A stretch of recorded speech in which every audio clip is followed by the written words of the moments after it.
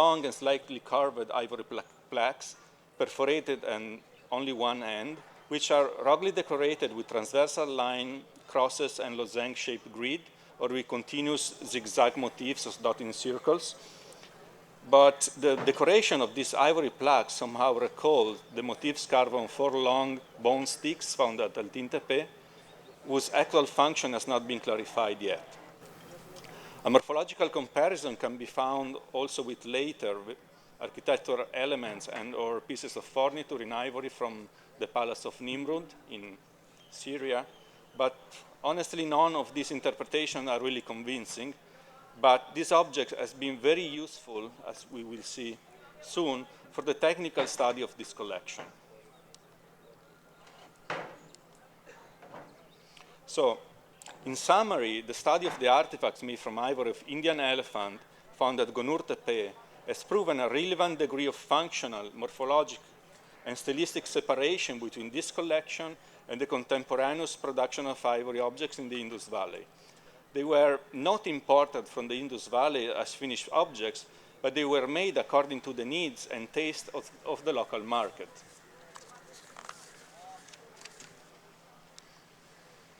So, with this evidence in mind, I try to find indications about the provenance and identity of the craftsmen who participated in the manufacturing of these objects. So, who had the skills to transform an exotic and very precious raw materials imported from the Indus Valley to produce artifacts following the local taste of Central Asian elites, local craftsmen that transform elephant tusk and ivory pieces traded to Central Asia, or specialized ivory carvers that move specifically to Central Asia from the Indus Valley to work as resident or itinerant craftsmen.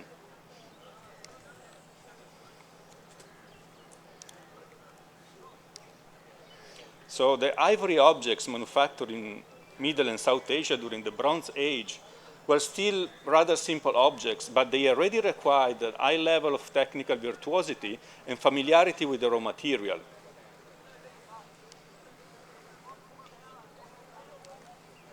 The manufacturing of elephant ivory required, in fact, specific skill for cutting the tusk to maximize the size of the ivory rough-outs and to obtain particular shapes and surface conditions of the objects to facilitate the carving and eventually prevent cracking and distortion of the finished objects.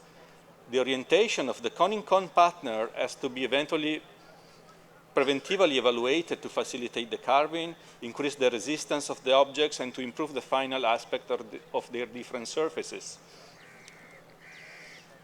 For what concerns the ivory found at Gonur, the reconstruction of the original position and relative orientation of the objects into an ideal tusk has proven that the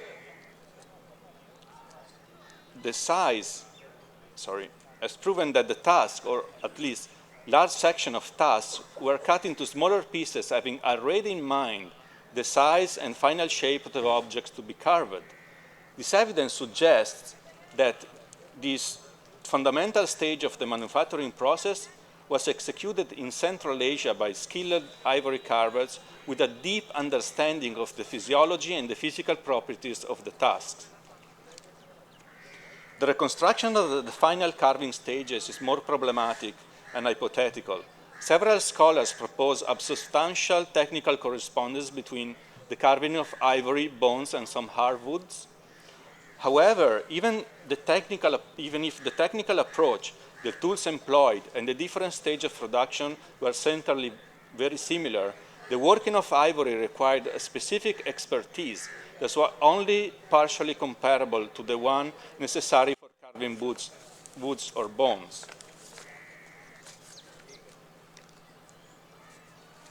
So in summary, only a few of the objects made from ivory of Asian elephant found at Gonur Tepe, like the combs, for example, may have been produced in the Indus Valley and then traded to Central Asia as finished objects. However, there is also evidence for the production of combs in wood in Iran and Afghanistan, and also of ivory combs decorated with Central Asian motifs. So we cannot be sure that at least those materials came from the Indus Valley. They may have been produced locally as well. So all considered, the most likely scenario is that entire elephant tusks, or more probably large tusk section, were traded from the Indus Valley to Central Asia to be carved locally into finished objects and by Indus or Indus-trained ivory master carvers following the specific demand of the local elites. The high commercial and ideological value of ivory and of the expertise required to carve ivory made possible and economically profitable the presence in Central Asia of independent itinerant ivory carvers from the Indus Valley who offer at the same time the raw materials and the unique skill to transform it into finished objects. The presence of itinerant ivory carvers in ancient South Asia is reported in Buddhist literary sources and was proposed also for the production of ivory objects found at historical sites in Afghanistan, Uzbekistan, and Pakistan. A similar phenomenon occurred also in Etruria in central Italy. In the 7th century BC, ivory was traded to central Italy by carvers from the Levant who eventually established a local tradition of ivory craftsmanship in the region. So, all considered, the objects in ivory of elephant found at Gonur Tepe provided the image of a highly specialized trade that relied on the extraordinary value, not only economic, but mainly ideological, of both raw materials and the finished objects, as well as on the technical and conceptual significance of the transformation process. The intrinsic value of ivory objects certainly and mainly exhibit outside the Indus Valley was certainly even higher than its already extraordinary economic value and may have led to the creation of specific socioeconomic architectures for its manufacturing and trade. Thank you very much.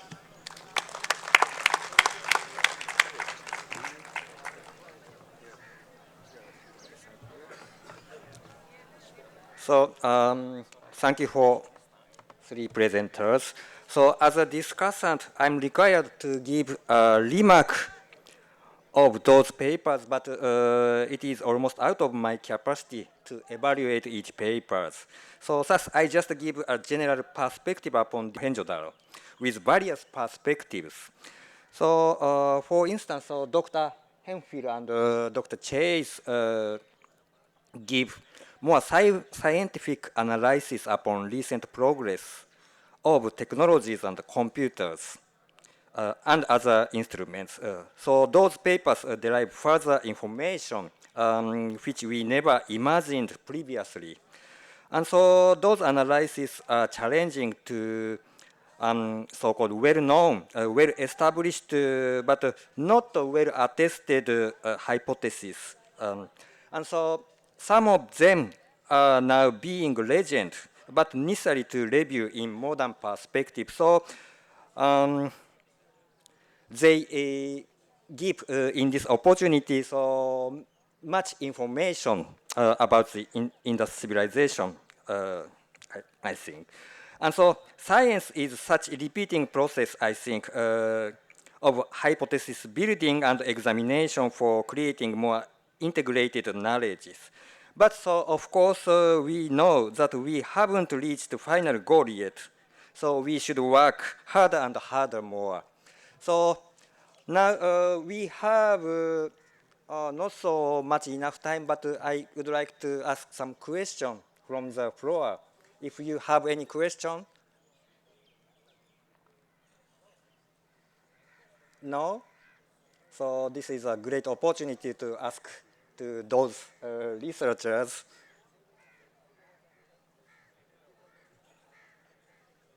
Oh, okay, please. One of our scholars presented Yes. a theory that skeletons found from the excavations in Mohenjo-daro Skeletons, yes. are not skeletons of foreign invaders. We were already relying on that theory that these were foreign, invaders. If these skeletons are not a foreign invaders, then what they suggest, what the skeletons mean, at what age? It would appear that the skeletons are stratigraphically higher in the profile than the primary occupation of the city. This was made clear by George Dales in his 1964 paper. My hypothesis is that just like we see at Tepe Hisar, just as like we see at Gunor Depe, certain wards of the city fell into decrepitude at different times, and that these provided areas for disposal of the dead of what I think were individuals who might have had some kind of exchange system, perhaps meat and dairy products or something, with the few people that were in the city. But I don't find it convincing that these individuals were part of the population of the city. If you've already got 7 to 9 centuries of integration, and you have 5 generations per century, you're talking anywhere between 35 and 45 generations. It only takes 0.1% of gene flow to result in identicality across that period of time, and yet, Mohenjo-Daro, those skeletons are dramatically different. Well, my name is Sikandar D. Julio. I'm an anthropologist. My question is about the fall of the Indus Valley civilization. Out of the 3 options presented, whether it was a plague, whether it was intruders, whether it was an attack by the different rulers or some alien people. Last year, we had a news from a Cambridge University based upon the latest research and data that was conducted by an Indian anthropologist, and she came up with a theory and conclusion that climate change was the real cause of the fall of the Indus Valley civilization. So, do you, because out of 3 options, you are not, endorsing the option which is considered the latest, and that is even certified, endorsed by the Cambridge University. So how you would compare your conclusion, the presentation which you just presented? Thank you. So your question is for Dr. Chase. I think so. Yes. If I may, Please. I'm familiar with that work out of Cambridge. I was not part of that work. You are not. I was not part of that work. Okay. I presented, my first graph was from that work. Okay. The headlines in the newspapers that came out last year said Indus civilization declines because of the climate change. The group from Cambridge that did that research does not believe that conclusion. Okay. So it was misreported, misleading conclusion. That is exactly correct. The headlines in the newspapers were So could you summarize the finding of the team, because you are privy to that information? Please, thank you. Would be great to hear from you. Their research takes place in Haryana, India. Yeah, that I know. And it involves the study of seeds that have been plants. Seed and plants that have been excavated from archaeological sites.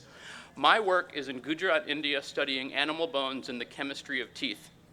I believe that their group from Cambridge and also my group have both found that farmers were resilient and able to adjust to climate change. So climate changed and farmers adjusted to that. In Haryana and also in Gujarat, their data is based on plants, my data is based on animals. The headlines in the newspaper that came out last year were misinterpretations of what that group was working on. Thank you. Thank you for the just this week, they published a very large and very comprehensive academic paper that says very, very clearly that they feel that farmers in Haryana were resilient in the face of climate change. So, is that clear? Thank you. Okay, so now it's time to close the session. So thank you for active discussion. So, and if you have additional questions, so you can catch those presenters in the hotel for further discussion. Okay, so thank you very much. And again, so thank you for those 3 presenters. So thank you very much.